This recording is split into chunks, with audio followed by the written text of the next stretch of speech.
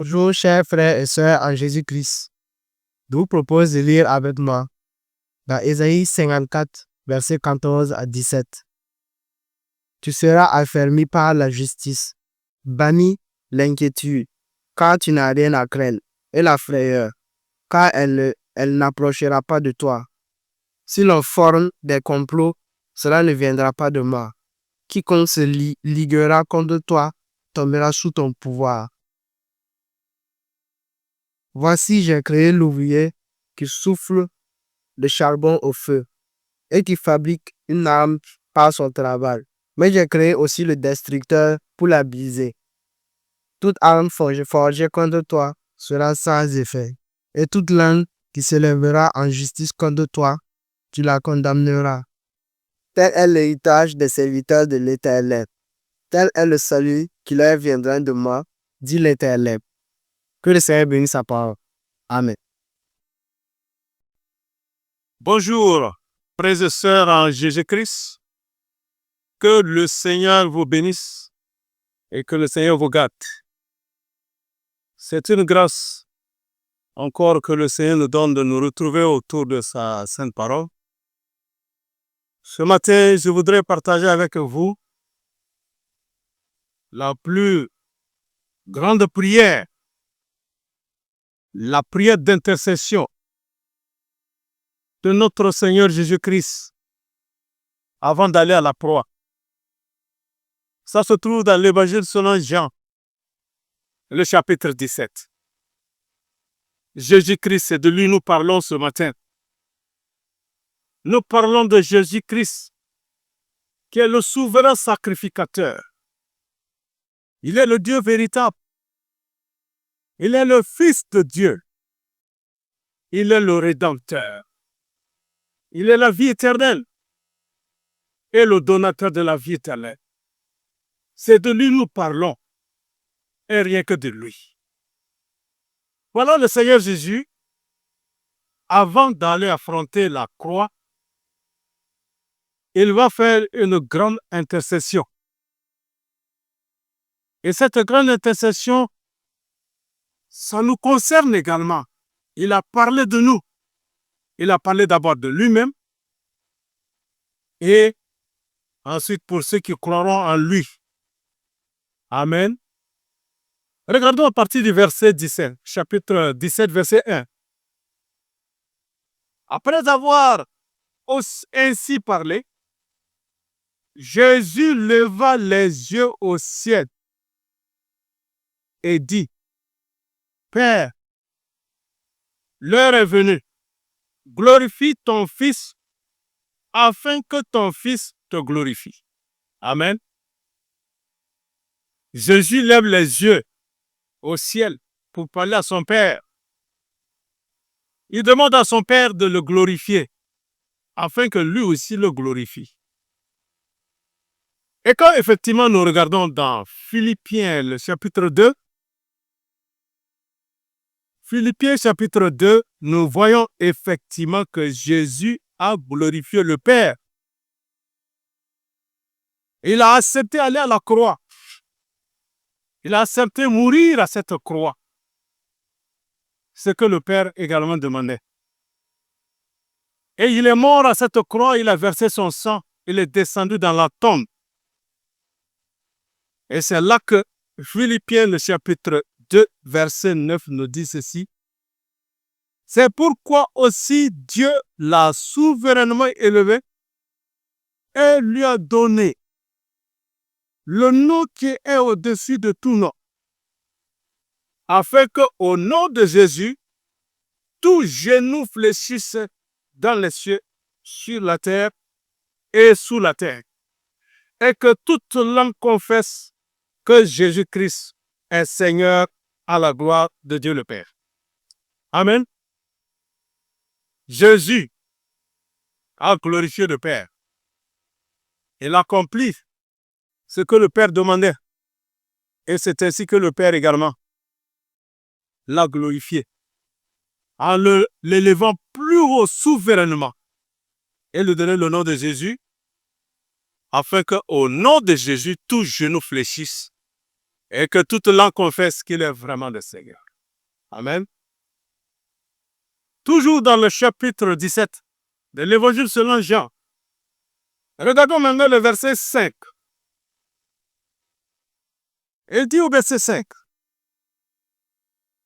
Et maintenant, toi, Père, glorifie-moi auprès de toi-même de la gloire que j'avais auprès de toi avant que le monde ne soit. Alors, nous voyons le Seigneur Jésus ici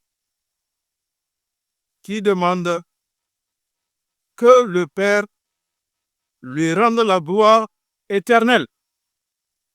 Jésus a quitté cette gloire pour venir à nous. Nous avons perdu cette gloire dans le péché d'Adam et Ève. La Bible dit dans Romains 3, tous sont péchés et sont privés de la gloire de Dieu. Tout le monde est privé de cette gloire. Voilà, Jésus a abandonné cette gloire, il est venu à nous pour nous amener dans cette gloire. Mais étant fils sur la terre, il doit repartir à son Père et demande à son Père de lui rendre cette gloire. Amen. Ça fait partie des requêtes de notre Seigneur Jésus, des requêtes qui tenaient vraiment à son cœur. Et nous voyons en troisième position, le verset 11. Je ne suis plus dans le monde, et ils sont dans le monde, et je vais à toi. Père Saint, garde-les en ton nom que tu m'as donné, afin qu'ils soient un comme nous. Voilà une des requêtes de Jésus. Que le Seigneur nous garde en son nom, le nom que le Père lui a donné pour nous garder. Jésus, il intercède en demandant cela. Et au verset 15, il ajoute encore que mais ne préserve-les du malin. Le verset 5 dit, je ne te prie pas de les ôter du monde, mais de les préserver du malin. Amen. Voilà le Seigneur. Il demande vraiment au Père de nous garder en son nom. Et il prie encore que nous soyons gardés du malin. La plus grande intercession de notre Seigneur Jésus-Christ. Un autre élément de l'intercession. Nous voyons maintenant au verset 17. Le verset 17. Sanctifie-les par ta vérité, ta parole est la vérité. Le Seigneur demande à son Père de nous sanctifier par la vérité. La parole est la vérité. Amen. Le croyant, il doit être sanctifié par la parole. Et c'est ce que Jésus a demandé. Car sans la sanctification, personne ne verra le Seigneur. C'est Jésus-Christ qui sanctifie. Et cette requête est montée auprès du Père. Un autre élément de la requête. Nous trouvons cela dans le verset 21 jusqu'au verset 23. Afin que tous soient un, comme toi, Père, tu es en moi, et comme je suis en toi, afin qu'eux aussi soient en nous, pour que le monde croie que tu m'as envoyé. Je leur ai donné la gloire que tu m'as donnée, afin qu'ils soient un comme nous sommes un. Verset 23. Moi en eux et toi en moi, afin qu'ils soient parfaitement un. Et que le monde connaisse que tu m'as envoyé et que tu les as aimés comme tu m'as aimé. Amen. Voilà cette prière qui tenait vraiment au cœur notre Seigneur. L'unité de communion, c'est ça qui est notre thème. Jésus a prié le Père, de même que lui et le Père, ils sont un, que nous aussi, nous soyons un, comme lui et le Père. Très important. Et nous voyons au verset 24. Allons d'abord au verset 21. Regardons le verset 21. Là, pourquoi tout cela? Cette unité de communion. Pour que le monde croie. C'est pour la cause comme ça, pour que le monde croie. Le verset 21 le dit. Afin que tout soit un, comme toi, Père, tu es en moi, et comme je suis en toi, pour que le monde croie que tu m'as envoyé. Pour que le monde croie que Dieu, le Père, a envoyé Jésus-Christ, il faut cette unité de communion. C'est très important. Bien-aimés, c'est très important. Nous aussi, nous devons prendre à cœur cette requête. Nous devons avoir les mêmes sentiments et les mêmes pensées que notre Seigneur Jésus-Christ. Et le voilà maintenant le verset 24.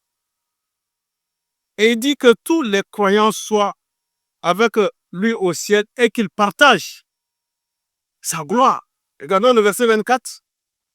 Je veux que là où je suis, ce que tu m'as donné soit aussi avec moi, afin qu'ils voient la gloire que tu m'as donnée parce que tu m'as aimé avant la fondation du monde.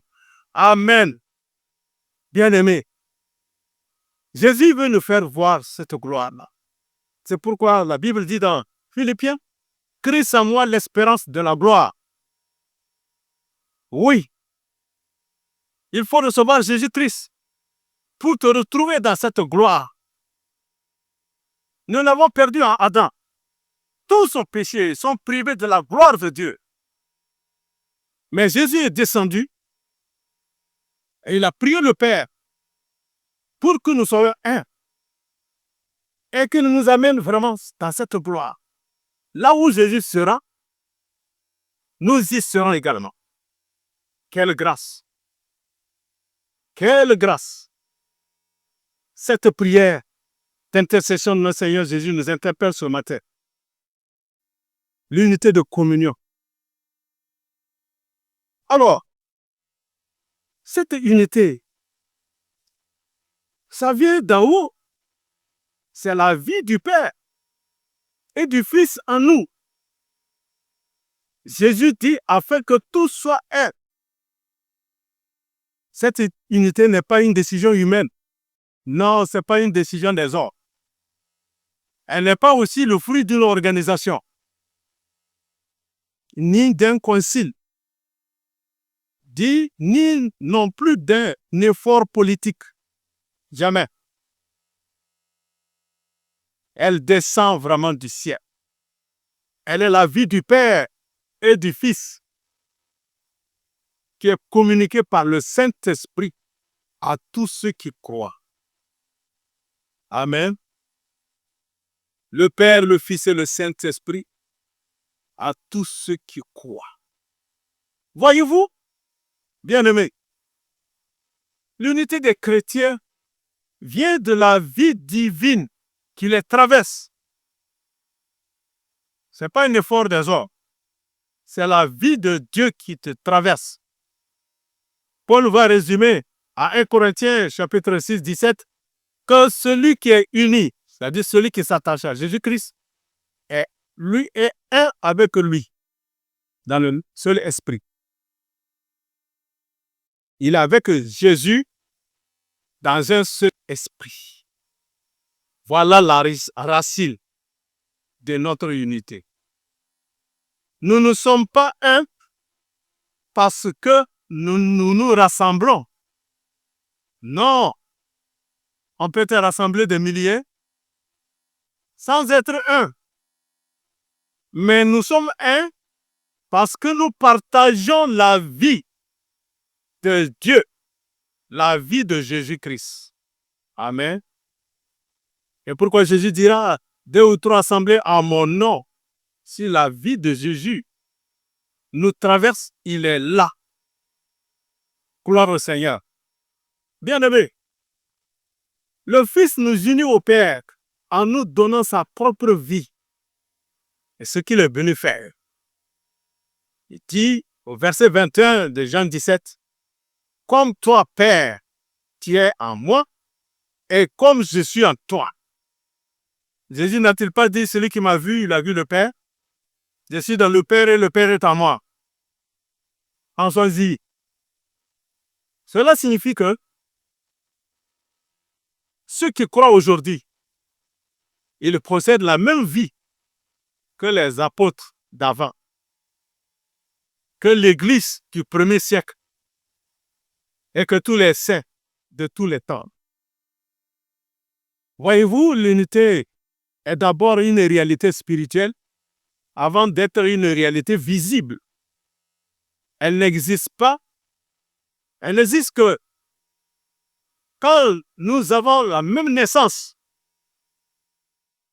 Christ, en nous, nous sommes une nouvelle création. Si nous avons la même naissance, nous devenons une nouvelle création. Un même sauveur, un même esprit. Cette unité traverse les siècles. Jésus, en faisant cette prière, nous étions englobés dedans. Ça fait combien d'années Jésus a fait cette prière? Plus de 2000 ans.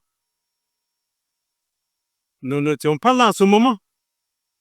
Mais nous entrons dans cette prière ce matin. Et à partir du moment quand tu reçois Jésus-Christ, cette intercession est vraiment pour toi. Amen. Pour ceux qui croiront par leur parole. Cette phrase, bien-aimé, englobe tous les croyants de tous les siècles, tous les âges. Jésus a pensé à nous avant que tu n'existes. Il t'a porté dans cette intercession avant même ta naissance. Plus de 2000 ans, personne de nous n'était là d'abord. Mais voilà, nous sommes dans cette intercession, dans l'exaucement. Amen. Jésus a vu l'Église au futur, l'Église du monde entier. C'est là qu'il a dit à Père qu'il soit un, comme lui et le Père, ils sont un. Voyez-vous, la prière de Christ traverse les siècles comme une seule chaîne d'amour. Alors cette unité n'est pas limitée aux apôtres de la première heure. Elle englobe toutes les générations et elle inclut ceux qui sont amenés à la foi aujourd'hui. À la fois dans nos familles, dans nos assemblées, dans les nations. Amen. L'Église, bien que composée de divers membres, respire d'un seul et même esprit. C'est ça l'unité de communion. Paul le confirme encore dans 1 Corinthiens 12, verset 4. Il y a diversité de dons, mais le même esprit. C'est le même esprit. L'unité n'écrase pas les personnalités, mais elle les fait fleurir. Nous sommes comme des flambeaux allumés par le même feu. Il n'y a pas deux feux, le même feu. Vous voyez? Quand la division ne naît, quand nous cherchons à faire notre propre lumière, au lieu de refléter celle de Jésus-Christ. Quand tu veux faire ton propre feu, c'est là la division intervient. L'unité, c'est un témoignage puissant pour le monde, afin que le monde croie que le Père a envoyé Jésus-Christ. Le monde croit là où l'Église est une. Quand l'Église va obéir à cela, le monde verra et le monde va croire. Jésus, c'est la raison qu'il a dit comme ça, de cette unité, afin que le monde croit que tu m'as envoyé. Nous voudrions bien faire cela. Qui ne voudrait pas cela? Que ce monde-là croit que Dieu a envoyé Jésus-Christ. Mais il dit la condition ici, l'unité de communion. S'il y a la plus grande prédication, c'est cette communion-là. Parce que c'est le témoignage sur la terre. Jésus a dit, je bâtirai mon église et les portes de séjour ne prévaudront point contre elle. Amen. Parce que l'amour vrai rend impossible le péché de division. Lorsque les croyants se pardonnent, lorsque les croyants s'encouragent, lorsqu'ils prient ensemble, le monde voit cela en eux, une lumière que rien ne peut expliquer, si ce n'est pas que c'est Dieu qui le voit. Nous les voyons dire, regardez comment ils s'aiment. Les chrétiens primitifs, c'était ainsi. Le monde les voyait et ils voyaient cet amour. Et ils louaient le Seigneur. Voyez comment ils s'aiment. Comme ils s'aiment. Amen. L'unité de l'Église, c'est le vêtement de Christ. Mais quand ce vêtement se déchire, le Christ est exposé à la honte de ce monde, devant le monde. Pensons-y, bien-aimés. Le plus grand message que nous adressons aux perdus, ce n'est pas seulement nos paroles, mais c'est notre amour mutuel. À ceux-ci, tous connaîtront que vous êtes à moi. Jean 13, 35. À ceux-ci, tous connaîtront que vous êtes mes disciples, si vous avez de l'amour les uns pour les autres. Paul, il criait également aux Corinthiens, dans 1 Corinthiens 1, verset 1, et chapitre 1, verset 13. Christ est-il divisé? Paul parlait aux Corinthiens. Est-ce que Jésus est divisé? Parce que chaque querelle, chaque jalousie, chaque rupture dans l'Église est une blessure du corps de Christ. La division, comme l'un des plus, est comme l'un des plus grands scandales spirituels. Parce qu'elle efface le visage de Christ aux yeux du monde. Pensons-y, bien-aimés. Quand l'Église est divisée, le monde se ferme. Mais quand l'Église est unie, le monde écoute. Amen. L'unité ne fait pas seulement plaisir à Dieu, mais elle ouvre les portes de la foi. Le monde verra cela. Et ils reconnaîtront que vous êtes des disciples de Jésus. Ce n'est pas parler seulement, c'est manifester l'amour. Alors, si nous désirons la conversion des âmes, nous devons d'abord désirer la communion des cœurs. La communion des cœurs. L'unité est le signe que Jésus est vraiment le Fils de Dieu. Voyez-vous, le monde reconnaît le Christ dans l'amour mutuel des chrétiens.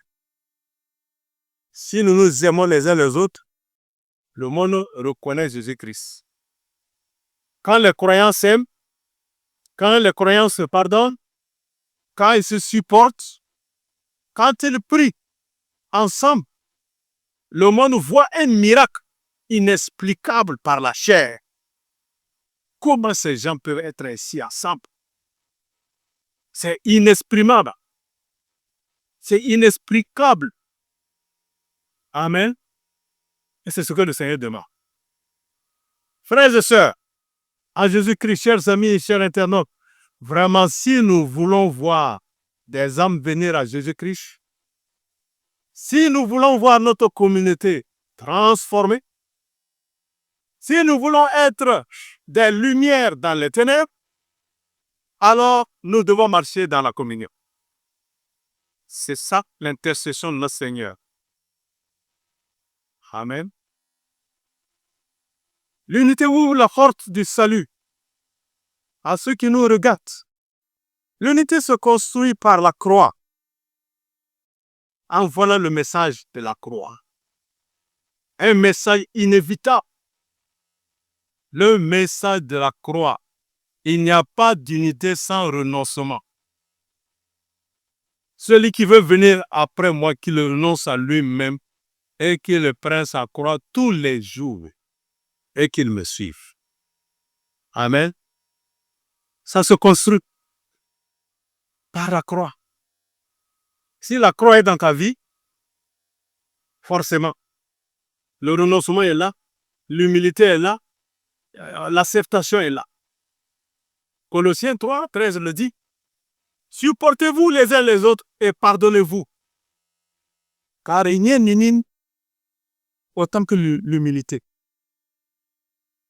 L'humilité.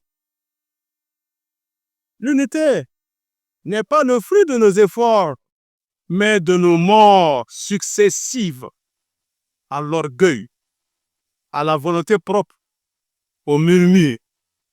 Il faut en mourir. Et ça, c'est quoi? C'est la croix qui peut faire cela. Pour avoir l'unité, il faut ces morts successives là. Mort à l'orgueil, mort à la volonté propre, mort au murmure, et ainsi de suite. Nous devenons un quand chacun de nous choisit de descendre comme Jésus pour servir. Le grand Seigneur, créateur du ciel et de la terre, n'a pas regardé comme une proie arrachée, étant égal à Dieu. Il s'est abaissé, il a pris un corps humain, il est descendu vers nous.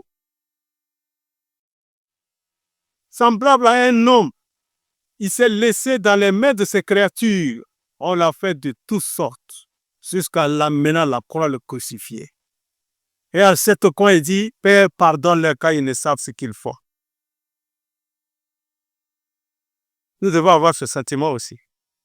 Nous devons avoir cette pensée. C'est lui l'exemple.